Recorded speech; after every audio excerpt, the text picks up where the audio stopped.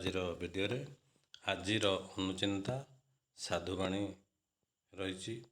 ଭିଡ଼ିଓଟିକୁ ସମ୍ପୂର୍ଣ୍ଣ ଦେଖନ୍ତୁ। ଭିଡ଼ିଓଟିକୁ like, share, comment ଏବଂ ସବସ୍କ୍ରାଇବ୍ କରିବା ପାଇଁ ଅନୁରୋଧ। 1 ନମ୍ବର, ହଠାତ୍ ରାଗି ଯାଇ କିଛି ନିଷ୍ପତ୍ତି ନେବା ପୂର୍ବରୁ ଅନ୍ତତଃ ଥରେ ଭାବନ୍ତୁ ଯେ ଇତିହାସ ସାକ୍ଷୀ ଅଛି, ପ୍ରତ୍ୟେକ କ୍ରୋଧ ଜୀବନରୁ କିଛି ଛଡ଼େଇ ନେଇଥାଏ। 2 ନମ୍ବର, ଯେପର୍ଯ୍ୟନ୍ତ ଜୀବନ ଅଛି ସବୁବେଳେ କିଛି ଶିଖନ୍ତୁ, କାରଣ ଅନୁଭବ ହେଉଛି ସବୁଠାରୁ ଶ୍ରେଷ୍ଠ ଗୁରୁ। 3 ନମ୍ବର, ଦୁନିଆରେ ଆପଣଙ୍କୁ ମାରିବା ପାଇଁ ଏପରି ଅନେକ ଲୋକ ଅଛନ୍ତି ଯାହାକୁ ବଞ୍ଚିବା ଆପଣ ଶିଖାଇଛନ୍ତି। 4 ନମ୍ବର, ଦୁନିଆରେ ଏପରି ଲୋକ ଅଛନ୍ତି ଅନ୍ୟକୁ ଏତେ ମିଠା ମିଠା କଥା କହି ବୁଝେଇ ଦିଅନ୍ତି, କିନ୍ତୁ ଯେଉଁଠି ନିଜେ ବୁଝିବାର ପାଳି ଆସେ ସେଇଠି ଏମିତି ଅବୁଝା ହୁଅନ୍ତି ଯେପରି ସେ ଏକା ଦୁନିଆରେ ଜ୍ଞାନୀ ମଣିଷଟିଏ।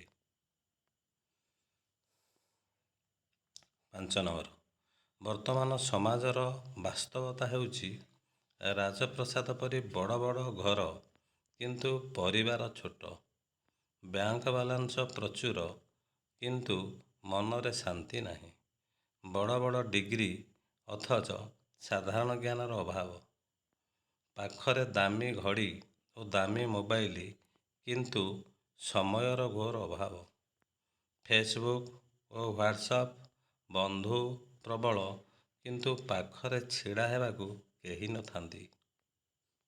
6 ନମ୍ବର, ଆପଣଙ୍କ ପାଖରେ ଯାହା ବି ଅଛି ଅଳ୍ପରେ ଖୁସି ରହିବାକୁ ଚେଷ୍ଟା କରନ୍ତୁ, କାରଣ ଅତ୍ୟଧିକ ଆଶା ଆଉ ଲୋଭ ମଣିଷକୁ ଦୁଃଖ ଆଡ଼କୁ ଟାଣି ନେଇଥାଏ।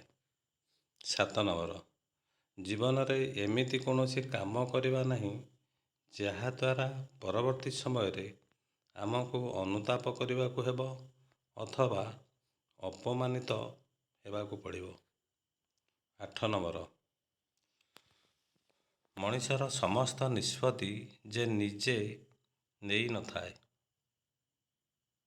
ମଣିଷର ସମସ୍ତ ନିଷ୍ପତ୍ତି ସେ ନିଜେ ନେଇ ନଥାଏ, କିଛି ନିଷ୍ପତ୍ତି ସମୟ ମଧ୍ୟ ନେଇଥାଏ, ଆଉ ସେହି ନିଷ୍ପତ୍ତି ସବୁକିଛି ଓଲଟପାଲଟ କରି ରଖିଥାଏ।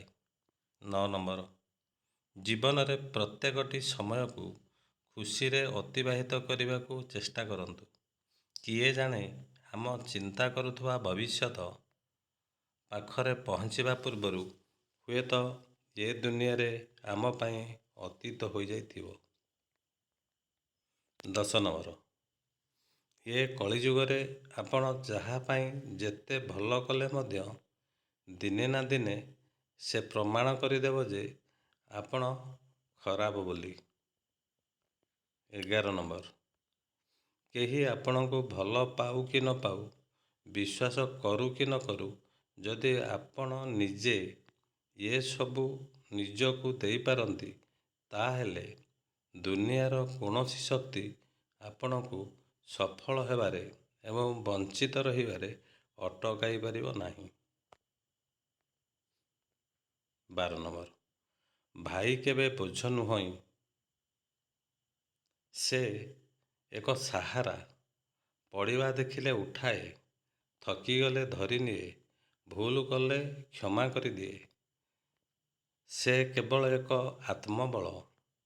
ଦୁନିଆ ଯାହା ବି କହୁ ଭାଇ ଛାଡ଼ନ୍ତୁ ନାହିଁ, ଭାଇଙ୍କ ହାତ କେବେ ଛାଡ଼ନ୍ତୁ ନାହିଁ, କାରଣ ଯେତେବେଳେ ସମସ୍ତେ ହାତ ଛାଡ଼ି ଦିଅନ୍ତି ଭାଇ ହିଁ ଏକା କାନ୍ଧ ଲଗାଏ। 13 ନମ୍ବର, ନିଜକୁ ଜ୍ଞାନୀ ମନେ କରନ୍ତୁ ନାହିଁ, ନିଜକୁ ଜ୍ଞାନୀ ମନେ କରିବା ହେଉଛି ଶିଖିବାର ପଥରେ ସବୁଠାରୁ ବଡ଼ ପ୍ରତିବନ୍ଧକ।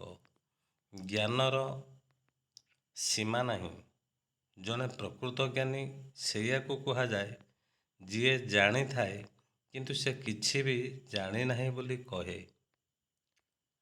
ଯେତେବେଳେ ଆମେ ନିଜକୁ ଅଳ୍ପ ଜ୍ଞାନୀ ବୋଲି ଭାବିବା, ସେତେବେଳେ ହିଁ ନୂଆ କିଛି ଶିଖିବାର ଜିଜ୍ଞାସା ବଢ଼ିବ। 14 ନମ୍ବର। ମହାପୁରୁଷମାନଙ୍କର ବାଣୀ ହେଉଛି, ମଣିଷ ସବୁବେଳେ ନିଜ ପ୍ରତି କଠୋର ଏବଂ ଅନ୍ୟମାନଙ୍କ ପ୍ରତି ସରଳ ହେବା ଉଚିତ। 15 ନମ୍ବର। ଜୀବନଚକ୍ର ନିରନ୍ତର ଘୁରୁଛି। ଆଗକୁ ଯାହା ରହିଛି ତାହା ଦିନେ ନିଶ୍ଚୟ ଆସିବ ଏବଂ ଯାହା ଆସିବ ତାହା ଦିନେ ନିଶ୍ଚୟ ଚାଲିଯିବ। ଭଲ ହେଉ କି ମନ୍ଦ ହେଉ, ଜୀବନ ଓ ଜିନିଷ କ୍ଷଣସ୍ଥାୟୀ ଏବଂ ପରିବର୍ତ୍ତନଶୀଳ। ସୂର୍ଯ୍ୟୋଦୟ ଓ ସୂର୍ଯ୍ୟାସ୍ତ ଆମକୁ ଜଣାଇ ଦିଏ ଯେ ଜୀବନରେ କିଛି ସ୍ଥାୟୀ ନୁହେଁ। ସେଥିପାଇଁ ସଦା ଖୁସି ରୁହନ୍ତୁ ଓ ଜୀବନଯାତ୍ରାର ପ୍ରତିକ୍ଷଣକୁ ସୁନ୍ଦର ଭାବେ ଉପଭୋଗ କରନ୍ତୁ।